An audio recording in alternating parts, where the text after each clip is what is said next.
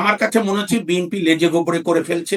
BNP ভাবছে আওয়ামী লীগকে ঠেকানোর জন্য আমার এদের দরকার, সুতরাং এদের বেয়াদবি আমি সহ্য করি। আবার গায়ের উপরে বেশি উঠে গেলে এরাই বিএনপি আবার মারছে এদেরকে। এর কারণটা হচ্ছে এগুলো করে আপনি রক্ষা করতে পারবেন না কোনো কিছু। আপনাকে থাকতে হবে স্থির সিদ্ধান্তে, আপনি আইনের শাসন দেবেন নাকি জঙ্গলি শাসন দেবেন। সব মিলিয়ে পুরো ব্যবস্থা আজকে একটা অগণতান্ত্রিক এবং স্বৈরতন্ত্র এবং ফ্যাসিবাদের দিকে ধাবিত, ইংলিশে বলে প্রন টু ফ্যাসিজমের দিকে যাচ্ছে। আপনি আবার এত জঙ্গি কথা বললেন, আবার পরের দিন দীনেশ ত্রিবেদীর সঙ্গে সরকারের সিনিয়র মন্ত্রী বৈঠক করে অনুরোধ করলেন যে আরো তেল পাঠান। তার মানে কি আপনি প্রতিবেশী দেশের সঙ্গে যুদ্ধ করে আপনি থাকতে পারবেন না, আমি যুদ্ধ চাই না, পরিষ্কার বক্তব্য। আবার তাকে মঞ্চে ডেকে আনছেন, তাহলে কি আপনি ইউনূসের এই সমস্ত বেআইনি কর্মকাণ্ড, স্বাধীনতা বিরোধী কর্মকাণ্ড, মুক্তিযুদ্ধকে আক্রান্ত করা, দেশে মবক্রেসি করা, মববাসদেরকে প্রশ্রয় দেওয়া, দুর্নীতি করা, আপনার সুইস ব্যাংকের রিপোর্ট অনুযায়ী 44% টাকা বেশি পাচার হয়েছে ইউনূসের আমলে, এগুলোর কোনোটা তদন্ত করছেন না, তাহলে আপনি কি মেসেজ দিচ্ছেন? আওয়ামী লীগের সময় অনেক দুর্নীতি হয়েছে, আপনি পান্না সাহেব আপনি নিজে এগুলোর প্রতিবাদ করেছেন। আওয়ামী লীগের অগণতান্ত্রিক সিদ্ধান্ত আছে, বিচার বিভাগকে স্বাধীনভাবে কাজ করতে দেয়নি, বিচার বিভাগকে দলীয়করণ করেছে, আমরা সেটা তীব্র আন্দোলন করেছি, কিন্তু এখনো তো দলীয়করণ বন্ধ হয়নি। এখনো তো বিচার বিভাগ সরকারের সুরে সুরেই কথা বলে, এখনো তো শোন অ্যারেস্টের অর্ডারকে স্টে করে দেয় আপিল বিভাগ, পুলিশকে ব্ল্যাঙ্ক চেক দিয়ে দেয় বা এক্সিকিউটিভকে ব্ল্যাঙ্ক চেক দেয় যে কোনো মানুষকে হয়রানি করা। আপিল বিভাগ থেকে জামিন নিশ্চিত হওয়ার পরও কোনো লোক সহজে ছাড়া পাচ্ছে না, জেলাররা হাতড়ে বেড়াচ্ছে কোথায় শোন অ্যারেস্ট আছে, তো কোনো কিছু পরিবর্তনও হচ্ছে না, আর আপনি লম্বা লম্বা কথা বলবেন। আজকে আমাদের সঙ্গে যুক্ত রয়েছে আলোচনায় সুপ্রিম কোর্টের সিনিয়র আইনজীবী এবং রাজনীতি বিশ্লেষক সৈয়দ মামুন মাহবুব। সৈয়দ মামুন মাহবুব, আপনাকে স্বাগত জানাচ্ছি।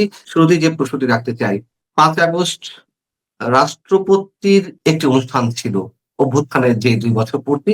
আমরা দেখলাম সেই অনুষ্ঠানে যে হট্টগোল, বিশৃঙ্খলা, এক ধরনের রাষ্ট্রীয় সব ধরনের প্রোটোকল ভেঙে পড়া, সেই জায়গা থেকে আমরা যে বিদেশি কূটনীতিকরা আমন্ত্রিত ছিলেন, বিভিন্ন দেশের কূটনীতিক, তারা অনুষ্ঠান স্থল ত্যাগ করলেন, এক অর্থে পালিয়েই প্রাণ বাঁচানোর চেষ্টা করছিলেন এবং পালালেন বটে। এটি আন্তর্জাতিক বিশ্বে কি ধরনের মেসেজ যাচ্ছে আমাদের কাছ থেকে? জি ধন্যবাদ। দেখেন, আমিও এটা দেখেছি 5 আগস্টের প্রোগ্রামে।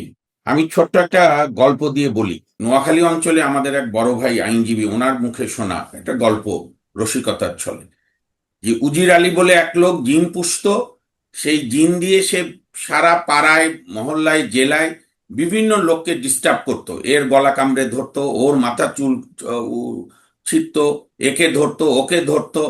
তো উজির আলী জিন, এটা উজির আলী করা মানে উজির আলীর সঙ্গে কেউ বাদলে উজির আলী এগুলো করাতো। তো জিন এক সময় টায়ার্ড হয়ে উজির আলীর গলা চেপে ধরেছে। তো তখন পাড়ার লোকরা বলছে যে এবার উজির আলী জিন উজির আলীকে ধরেছে। এই যে আমরা জুলাই 24 থেকে আজ অবধি এই যে একটা পুরা প্রজন্ম না, একটা প্রজন্ম বা একটা রাজনৈতিক জঙ্গি মতবাদী গোষ্ঠী গণতন্ত্রের নামাবলী গায়ে জড়িয়ে গণতন্ত্র রক্ষা করার নাম করে আসলে স্বৈরতন্ত্র ফ্যাসিস্ট চিন্তা থেকে উদ্ভূত হয়ে এই যে 24 মাস ধরে আমরা বেয়াদবিগুলোকে প্রশ্রয় দিল, প্রথমে ডক্টর ইউনূস সরকার, পরবর্তীতে বিএনপিও, তারেক জিয়া সাহেবের সরকারও, তার একটা হাতে নাতে প্রমাণ হলো যে সেই পুরাতন কথা, ফ্র্যাঙ্কেনস্টাইন তৈরি করলে ফ্র্যাঙ্কেনস্টাইনকে যে তৈরি করে তাকেই ফ্র্যাঙ্কেনস্টাইন খেয়ে ফেলে, এবং এই 5 আগস্টের অনুষ্ঠান তাই হয়েছে, মূলত পণ্ড হয়ে গেছে। রাষ্ট্রের সর্বোচ্চ ব্যক্তি ভারপ্রাপ্ত রাষ্ট্রপতির উপস্থিতিতে একটা তথ্যচিত্রে তাদের ভাষায়, এনসিপি বা যারা যারা ছিল বা অন্য যারাও ছিল তাদের ভাষায় কিছু তথ্য বিকৃতি আছে বা উল্টো তথ্য আছে, আপনার আবু সাইদের ছবি নাই, তো সেইটার প্রতিবাদের অনেক রকম ভাষা থাকে।